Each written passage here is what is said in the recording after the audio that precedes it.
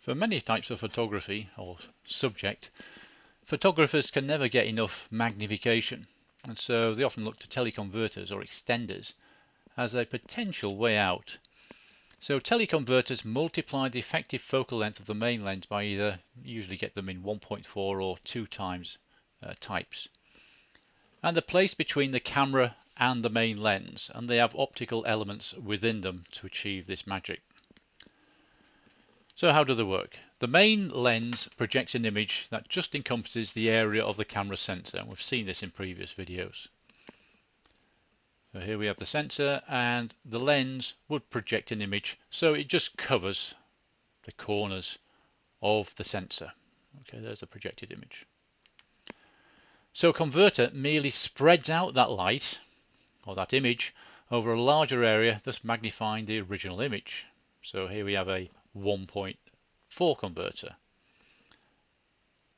Okay, so it just makes it a bit bigger. And of course there's the sensor in the center. It just detects the central part of the image now, eliminating all the rest, so it appears to have magnified that image. And the effect of a 2 times converter, there's the sensor, and it just magnifies it more, so that more of the image from the lens is eliminated, and you're just capturing the central portion of the image. That's how it achieves its effect. So advantages. Must be some advantages. Relatively cheap, only just £300 or more. They're quite small and light, considering the magnification, so they're quite good for carting around long treks or on aeroplanes. They can be used in a range of suitable lenses, so you can stick, but mainly telephoto, well, always telephotos. So anything that's compatible telephoto wise, you can stick them on them. But there are, of course, disadvantages. You never get a free lunch, as they say. So it reduces the effective maximum lens aperture by either a 1.4 reduces by 1 stop, or a 2 times reduces the light by 2 stops, because the light is spread out over a bigger area.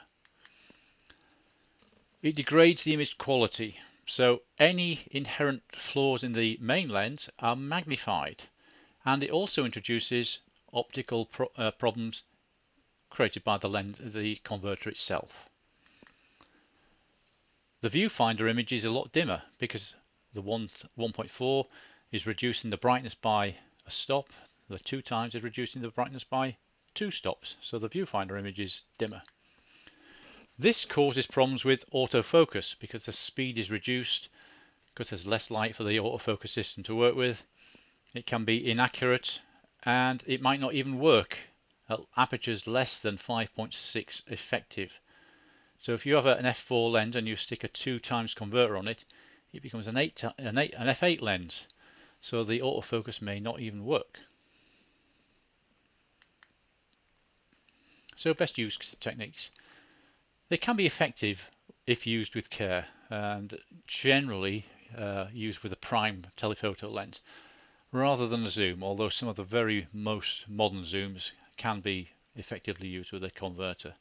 If they fit, of course, there's the compatibility option problem as well. The wider the maximum aperture, the better. So if your prime lens has got a wide aperture, there is more scope to stop the thing down to prevent some of the optical problems you may get. Don't buy cheap converters. There aren't an awful lot of cheap converters out there now. 1.4 times are usually better performing than 2 times because they don't magnify the problems as much as the 2 times do.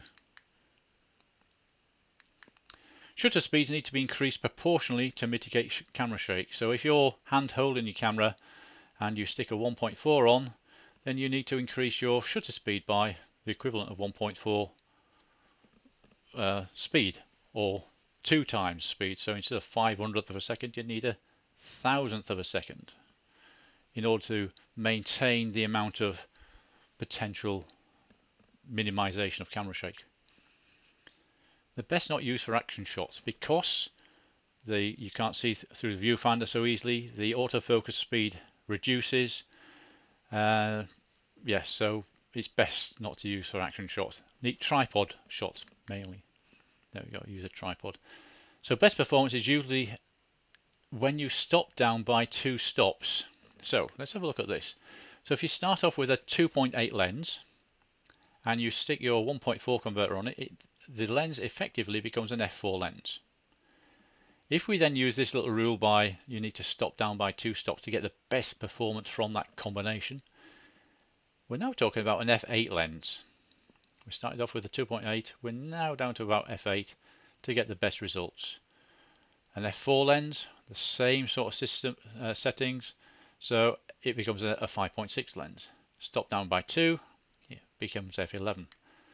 So an f5.6 lens, like Canon have got a nice 300mm 5.6, stick the 1.4 converter on, becomes an f8 lens, so it might not even autofocus now. To get the best quality, 2 stops down, you're now working with f16. Like I said, for taking action shots, this is not the right way to go about doing it. If you now stick a 2 times converter on, a 2.8 lens, it now becomes a 5.6 lens at full aperture. Stop it down 2 times or 2 stops, it becomes f11. An f4 lens becomes an f16. An f5.6 becomes an f22 lens if we stop it down by 2 stops. Okay, so you can see we're really reducing the potential light there. However, if you use it on a good prime, this is a 500mm f4 lens with a 1.4 converter, it makes it into a f5.6 and it's been used at full aperture. So a lot of these really expensive telephoto lenses can still be used at full aperture to give you reasonable quality. So we needed this high shutter speed, 1/3200th of a second at ISO 800. So the ISO had to be put up in order to get the shutter speed, in order to cater for the reduction in aperture 5.6. This is using a 2x converter on that 500mm lens. We're actually working now at f22, but it's on a tripod and I managed to get quite a nice close-up of this buzzard. So yes, converters are good if used with a bit of intelligence, but they are not the panacea. If you're really into wildlife and stuff like that, it really helps if you invest in some decent main optics.